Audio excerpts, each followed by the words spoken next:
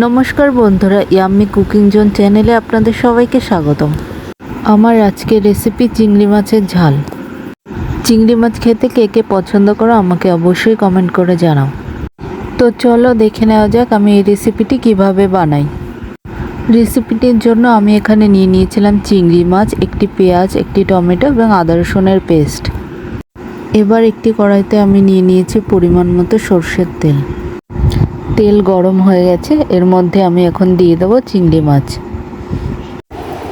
যেহেতু আমি আগে থেকে মাছে নুন হলুদ মাখাইনি, তাই দিয়ে দেবো সামান্য পরিমাণে নুন এবং একটু হলুদ।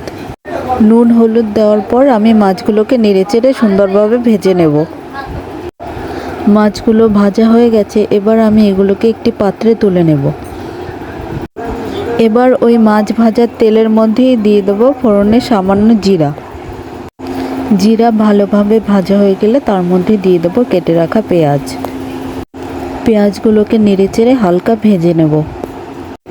আমার পেঁয়াজ ভাজা হয়ে গেছে, এবার ওর মধ্যে দিয়ে দেবো আদা রসুনের পেস্ট। আদা রসুন যেহেতু একটু ভাজা হতে টাইম লাগে, তাই আগে থেকে একটু নাড়িয়ে চাড়িয়ে ভেজে নেব। আদা রসুনের পেস্ট ভাজা হয়ে গেলে তার মধ্যে দিয়ে দেবো সামান্য জিরে গুঁড়ো, আর দিয়ে দেবো একটুখানি কাশ্মীরি লঙ্কা গুঁড়ো, এবং এর সাথে দিয়ে দেবো কেটে রাখা টমেটো। এরপর দিয়ে দেবো সামান্য পরিমাণে জল। তারপর একে একে দিয়ে দেবো পরিমাণ মতো হলুদ এবং নুন। এরপর নেড়েচেড়ে সব মশলাগুলোকে সুন্দরভাবে কষাতে হবে। মশলা যত কষানো হবে তত তরকারি দেখতে সুন্দর হবে এবং খেতে সুস্বাদু হবে। আমার মশলা কষানো কমপ্লিট হয়ে গেছে এবং মশলা থেকে তেলও ছাড়তে শুরু করেছে, তাই এরপর আমি এর মধ্যে দিয়ে দেবো ভেজে রাখা চিংড়ি মাছ। চিংড়ি মাছগুলোকে নেড়েচেড়ে মশলার সাথে একটুখানি ভালোভাবে ভেজে নেব। মাছগুলো যখন মশলার সাথে একটু ভাজা হয়ে যাবে, তারপর এর মধ্যে দিয়ে দেবো সামান্য পরিমাণে জল। এই চিংড়ি মাছের ঝালে তোমরা চাইলে একটুখানি কারি পাতা আর একটুখানি নারকেল কোড়ানো ইউজ করে দেখতে পারো, খেতে দুর্দান্ত সুস্বাদু হয়।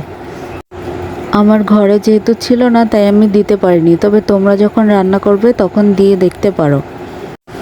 যাই হোক, আমার চিংড়ি মাছের ঝাল কিন্তু প্রায় কমপ্লিট। আমি তোমাদের একটুখানি নাড়িয়ে দেখিয়ে দেই। রেসিপিটি কেমন লাগলো কমেন্ট করে অবশ্যই জানাবে এবং চ্যানেলটিকে সাবস্ক্রাইব করে আমাদের পাশে থাকবে।